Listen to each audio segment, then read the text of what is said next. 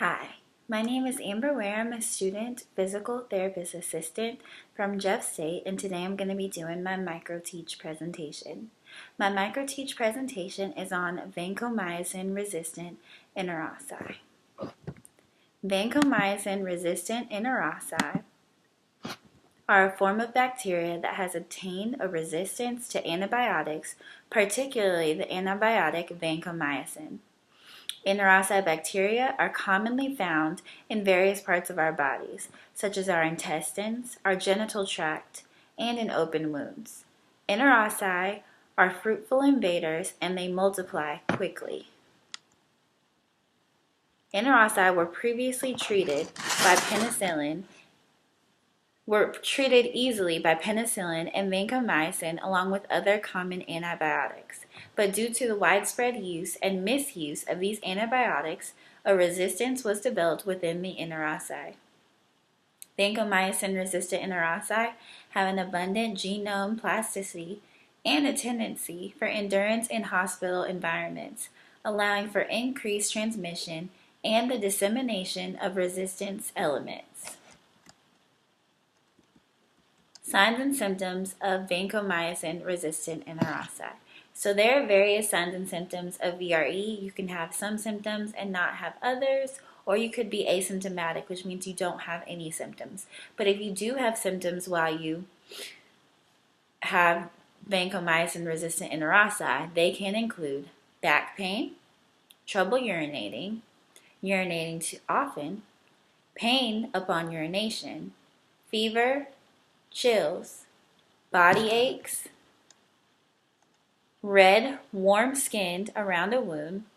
You can have soreness, swelling, and drainage from a wound. So how is vancomycin-resistant enteroci spread? The infected patient's hands and contaminated surfaces spread vancomycin-resistant enteroci. VRE can also be spread through an infected patient's fecal matter.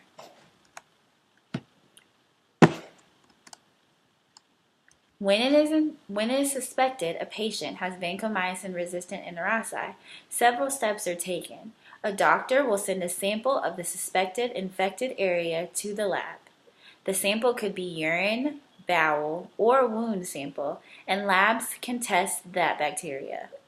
The lab will then grow cultures of the sample and conduct tests to see which antibiotics can kill the bacteria sample. If the vancomycin does not kill the bacteria, then it is identified as vancomycin-resistant enteroci. Also, blood tests can be ordered by the doctor and help them determine what would be the best treatment moving forward. So, the population at risk. There are various risks associated with acquiring vancomycin-resistant enteroci.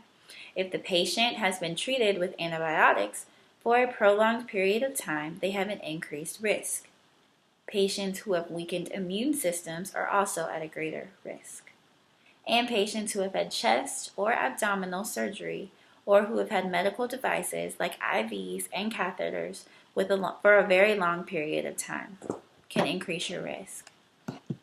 If a person comes in contact with another person who currently has vancomycin-resistant enteroci or a surface that is contaminated with the bacteria, this increases their risk.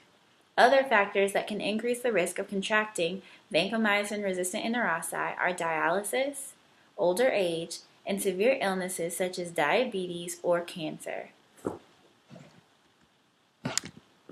Treating VRE.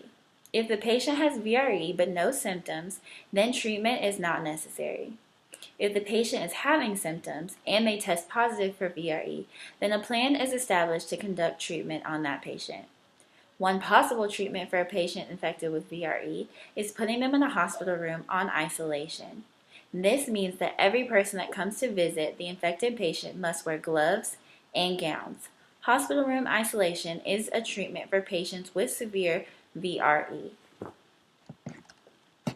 Patients diagnosed with VRE are given other antibiotics besides vancomycin to treat the infection. If patients have a urinary catheter or an IV line in when testing positive for VRE, oftentimes just removing the catheter or the IV line will rid of the infection. Physical therapy. Why is this important to us? When a physical therapist or a physical therapist assistant is working with a patient who is suffering from vancomycin-resistant enterococci, they need to be careful to follow standard precautions. VRE is very contagious and can spread if the proper precautions are not taken. Since therapists, we have to work with our patients. We're very hands-on. We have to touch them. We put them in different positions, gait train, perform bed mobility, and possibly walk with the patients. They should wear gloves. We should wear gloves and a gown each time we interact with a VRE patient.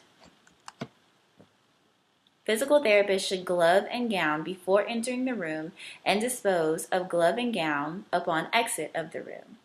After they deglove, they need to wash their hands thoroughly with soap and warm water per hospital or facility guidelines.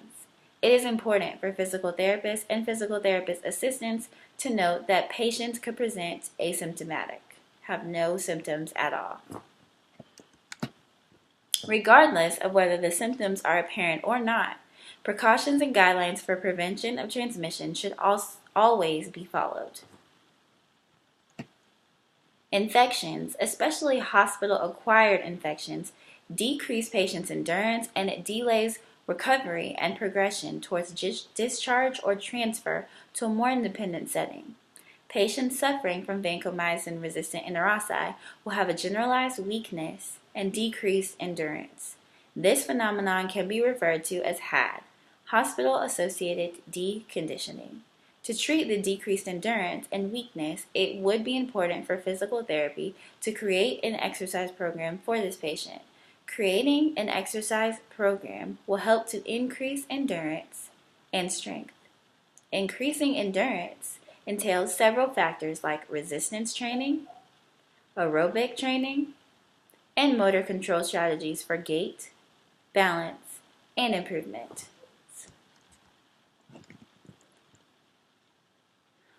Providing resistance to the patient with 8 to 12 reps for 2 sets would be adequate to tire out the muscles and build up tolerance and endurance. Performing resistance training has been shown to improve the speed of gait and the strength of the lower extremities. To increase upper body strength exercises like bicep curls, tricep pushdowns, and rows. To increase lower body strength exercises like hamstring curls, heel slides, and marching in place while sitting on the edge of the bed are a good place to start. Working on the patient's balance with weight shifts would also be a good thing. Working on patients' balance will help with their gait and their overall endurance. If their endurance is decreased, they could be at an increased risk for falls because they tire out easily. So it's very important for patients to have an exercise program to follow when trying to increase their endurance.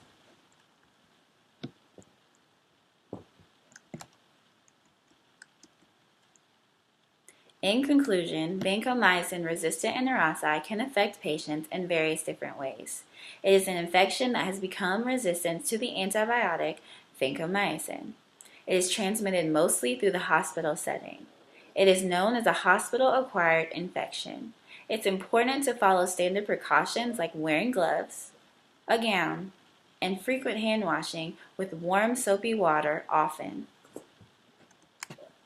Patients who have VRE suffer from red, hot, swollen wounds that present with drainage as well as decreased endurance. For physical therapy treatment, it is important to remember to have the patient to do resistance training as part of an exercise program to increase their endurance. Physical therapy can also treat wounds if the VRE is in an open wound with a wound vac or frequent dressings and changes to get the wound to completely heal.